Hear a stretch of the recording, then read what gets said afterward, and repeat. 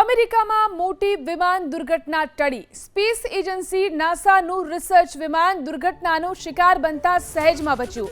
મંગળવારે સવારે 11:30 વાગે હ્યુસ્ટનના એલિંગ્ટન એરપોર્ટ પર નાસાનું WB-57 રિસર્ચ વિમાન જ્યારે લેન્ડિંગ કરી રહ્યું હતું ત્યારે તેનું લેન્ડિંગ ગિયર ખુલ્યું જ નહીં।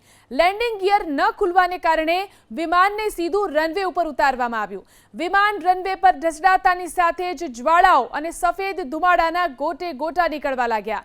વિમાન અટક્યા બાદ તરત જ કોકપિટનો દરવાજો ખુલ્યો હતો અને બંને ક્રૂ મેમ્બર્સ હેમખેમ બહાર આવ્યા।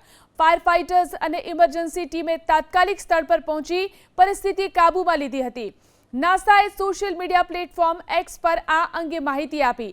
WB-57 વિમાન 63,000 ફૂટ એટલે કે આશરે 19.2 કિલોમીટરની ઊંચાઈ સુધી ઉડી શકે છે, જ્યાં સામાન્ય વિમાનો પહોંચી શકતા નથી। 1970ના દાયકાથી આ વિમાન વૈજ્ઞાનિક સંશોધનો માટે વપરાય છે। તે સતત 6.5 કલાક સુધી હવામાં રહી શકે છે। નાસાના જોસ્ટન સ્પેસ સેન્ટર પાસે આવા 3 વિમાનો તૈનાત છે।